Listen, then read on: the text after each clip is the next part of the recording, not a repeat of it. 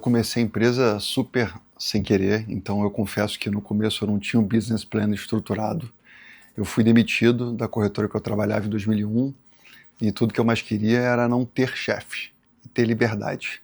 Então eu comecei sem business plan. Eu simplesmente queria ser um assessor de investimentos, atender os clientes e assim começou. Então de 2001 até 2010 foi, assim, evidentemente que eu fui aprimorando a cada ano, eu fui ficando um pouco mais experiente, mas foi muito na raça mesmo, né? Em 2007 a gente comprou a corretora de valores, então todo o dinheiro que eu tinha acumulado até aquele momento, eu fiz um all-in novamente, comprei a corretora de valores, logo na sequência teve a crise americana, então você ter uma corretora de valores que era focada em ações e ter uma crise no mercado acionário é o pior negócio que tem, foi bem complexo. E logo na sequência o mercado, né, começou a voltar novamente e a gente começou a ter conversas com fundos de investimento e a gente acabou conhecendo o time da ACT, que achou que a nossa tese era uma tese interessante, que a história nossa era como é que a gente virava contraponto dos bancos comerciais e mostrava às pessoas que tinha um caminho melhor de se investir que não fosse através dos bancos. E o time da ACT comprou a nossa tese e aí sim fez um aporte na gente na época de 100 milhões de reais, na época eram mais ou menos 60 milhões de dólares. E acho que naquele momento que eu percebi que realmente a gente tinha um negócio e eu comecei a ter uma mentalidade mais de longo prazo. E na sequência eu conheci o pessoal da DA e a gente se encantou com eles e a gente fez essa outra rodada. Quando entrou a DA, teve uma secundária. Então eu só tive alguma folga na vida em 2012. Eu vejo que às vezes, né, os empreendedores eles ficam muito com a corda no pescoço. E eu fiquei com a sensação de viver muito no limite por muitos anos, por uns 11, 12 anos. Isso não é bom. Então, acho que quando os fundos investem, é importante que eles consigam, em algum momento, entender que os empreendedores também são seres humanos, que também têm vida, que também querem comprar seu apartamento, a sua casa, né, querem trazer um pouco mais de conforto à sua família. Então, eu acho que a DA foi muito empática com a gente e disse, olha, eu acho que é importante vocês terem mais qualidade de vida, vocês fazerem a secundária, e isso foi super importante, porque isso tira aquela pressão, né? Porque se você ficar por muitos e muitos anos na pressão, em algum momento você começa a se perguntar se vale a pena empreender. Pô, construir uma super empresa, um negócio que vale bilhões, mas eu não tenho liquidez. E aí, por vezes, né, eu já vi vários empreendedores que preferem, olha, o que eu mais quero agora é vender minha empresa. Eu sempre tive muita clareza do que eu queria a longo prazo, né? E eu acho que a maioria dos meus sócios é a mesma coisa, né? Mas a Operação Coitaú foi muito emblemática porque ela foi muito volumosa. E a preocupação minha naquele momento era, gente, olha, a gente nunca viu tanta grana assim na pessoa física, é importante que a gente continue aqui focado na companhia. É importante que a gente se acostume com essa liquidez e a gente se entenda que a gente está aqui porque a gente quer transformar o mercado financeiro. Então, eu não só escrevi essa carta, mas eu tive várias conversas sobre esse tema até o Pix entrar na conta. Né? E eu acho que esse tipo de conversa ajuda, né?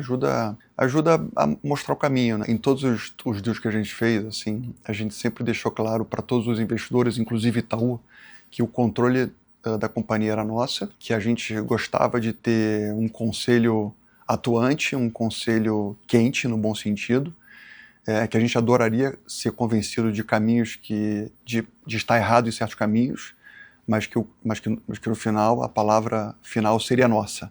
Então todos os nossos acordos de acionistas foram compostos dentro desses conceitos, né? A gente sempre foi transparente com todos os investidores, tudo que a gente sempre teve convicção, a gente fazia com muita agilidade, né? E os investidores eles sempre confiaram na gente, porque senão eles não teriam topado esse formato. E sempre que a gente tinha dúvidas, a gente colocava na mesa e no final a discussão acontecia. Quando você tem, digamos que, humildade intelectual e você gosta de gente boa que conversa com você e que se contrapõe às suas ideias, ter sócio é bom. Você vai ter gente boa que vai te perguntar se aquilo faz sentido mesmo, ou talvez uma, duas, três vezes. É possível que em certos momentos a temperatura aumente um pouco, mas isso tudo é em prol do seu negócio. Isso simplesmente, né, te deixa mais inteligente e não significa que eu tenha aberto o modo controle. A gente nunca abriu o modo controle, mas a gente se colocou numa condição de, olha, eu quero ter gente muito boa aqui ao meu lado que garanta que esse caminho que eu estou indo é um caminho consistente e sólido. né? Então, por você acreditar que você consegue fazer isso sozinho, eu acho que é possível. Eu tenho certeza que eu não teria chegado até aqui se não fosse com os meus sócios internos e com os meus sócios externos, porque eles certamente me deixaram mais inteligente e vice-versa. Então, acho que o desafio é isso, é você ter um acordo de acionistas que permita que você siga tendo controle, que você não tenha amarras e acima de tudo, ter investidor que seja alinhado com o longo prazo, né? Tem muito fundo que é fundo mais curto prazista, aí esse dinheiro atrapalha, porque esse fundo mais curto prazista, ele pode te levar para um IPO fora de momento, ele pode te levar na direção de fazer um deal estratégico que talvez não seja o melhor, mas o investidor ele tem influência sobre você, né? Então é importante que esse investidor esteja alinhado com você. Eu sempre encarei assim o empreendedorismo como estilo de vida.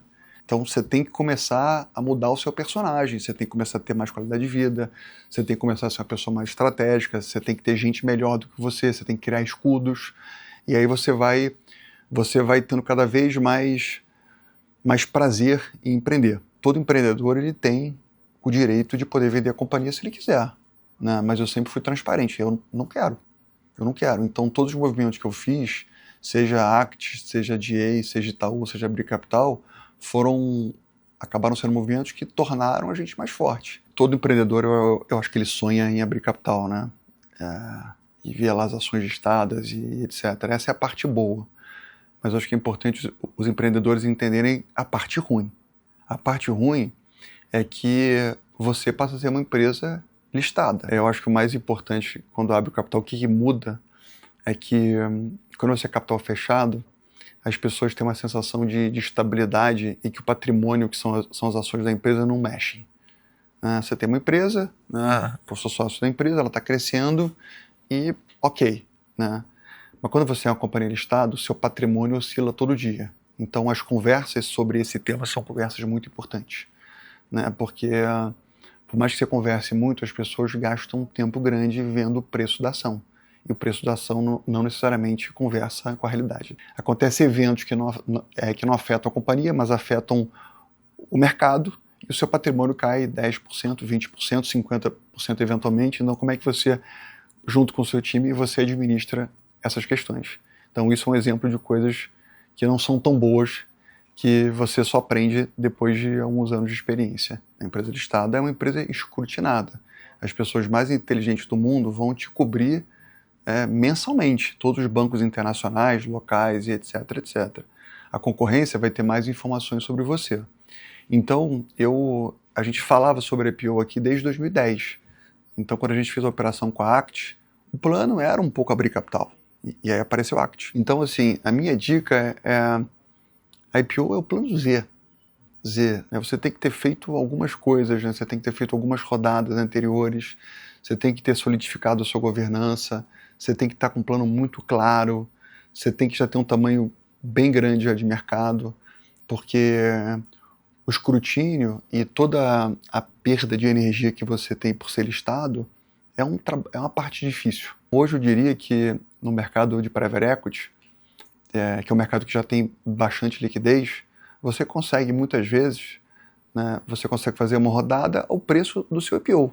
Então, se é possível isso, meu conselho é siga esse caminho. Se mantenha fechado por um pouco mais de tempo. E aí só abra capital quando realmente for super importante, né? Quando tiver claro que realmente as vantagens são muito, muito grandes. No Brasil, não tem a super voting shares. Então, no Brasil, você só consegue manter o controle da companhia tendo 25,1% do capital total, desde que essas ações inteiras sejam ordinárias, ou seja, você tem 51% das ONs. Lá fora você consegue ter a super voting, você consegue com 10% do capital da companhia ter o controle, então você tem mais alavancagem lá fora. Então a gente já tinha feito algumas rodadas importantes com Act, com DA, com Itaú, e a gente queria ter mais alavancagem. A segunda coisa é que a gente tinha um modelo de negócio que no Brasil não tinha benchmark. Então os grandes investidores de teses como a nossa, que era Charles Schwab, que era E-Trade, que era Fidelity, etc., eram investidores internacionais, então a gente achava que a precificação nossa lá fora seria mais compreendida porque tinha benchmarks mais claros. Quando você começa a conversar com o investidor, é importante que você tenha uma história fácil de contar, você tenha benchmarks externos. Olha, eu quero seguir essa inspiração, esse é o meu conceito, então eu comecei assim, mas é nisso que eu quero chegar, e com isso fica mais fácil esse investidor entender quem você é. E no caso nosso era algo muito claro, né? A gente quer competir contra os bancos comerciais, a gente quer ser a Charles Schwab do Brasil, a gente quer ser um lugar independente, que é focado no cliente, não no produto, e no Brasil tem uma concentração bancária muito, muito grande, então a gente tinha um storytelling muito, muito bacana. Mas às vezes não basta só você ter uma história bem contada, você tem que ter um cenário macroeconômico que ajude também, né? Hoje eu sou muito feliz por ter criado uma empresa que vive sem mim. Eu sou importante? Sou importante, mas a empresa vive sem mim, né? E eu sigo sendo acionista e cada vez mais a empresa cresce, ela paga mais dividendos e é isso que eu estou buscando. Eu sempre marquei as minhas ações, tá? Olha que eu tenho muitas ações, tá? Eu marco isso a 0. Eu só me preocupo com os dividendos que vão ser originados. Então, o que eu tenho aqui de ações, eu entendo que vale a nada. Eu só dou valor ao dividendo que vai ser entregue nos próximos anos. Porque eu não pretendo vender. Eu nunca vendi uma ação da empresa, né? Então, o que eu enxergo é, opa, essa companhia aqui vai me gerar cada vez mais bons dividendos e é justamente isso que eu estou preocupado. Eu quero cada vez mais melhorar a empresa, quero um negócio que cada vez mais gere mais receitas, que tenha despesas cada vez mais eficientes, que entregue cada vez mais qualidade ao seu cliente, ao nosso cliente, e é justamente isso que gera lucro líquido consistente no tempo e, portanto, eu vou ter dividendos que são compatíveis a esse lucro líquido. Eu acho que isso é um conceito que eu aprendi com o Jim Collins, né, que é build to last, né, como é que você cria uma empresa que é duradoura no tempo, né? E isso é a melhor coisa que tem. Se você fizer um negócio com a cabeça de vender, você já começou errado.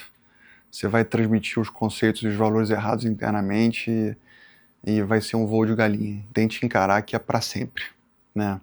Se preocupe menos com o valor das ações e mais com os dividendos que você gera.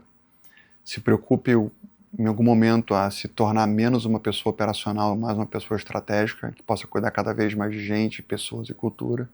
Essa é a principal alavanca que você tem de crescimento. Abrir capital plano Z. Plano Z, você pode buscar um fundo que vai te ajudar, e se é uma empresa de capital fechado, é algo que te permite voar abaixo do radar por mais tempo. Isso te deixa mais forte em muitos casos. Abrir capital é algo bom, mas também traz coisas ruins. E para você abrir capital, você tem que encontrar o momento certo, você tem que ser algo para realmente ser relevante. E é muito importante que você converse muito com o teu time para que o pessoal não entenda que aquilo seja a linha de chegada e acima de tudo, não perca foco, porque ter uma companhia listada, a ação oscila e a ação oscila perde foco. Então essas conversas com os times sobre quem queremos ser, como é que a gente vai agir, a importância do dinheiro e etc., são conversas que ajudam bastante a colocar a bola no chão.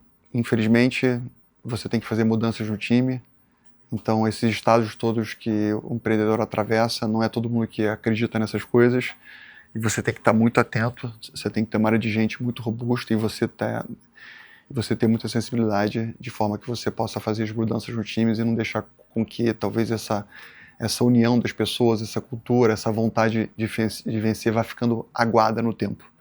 Que é justamente isso que mata uma empresa. Na maior parte das empresas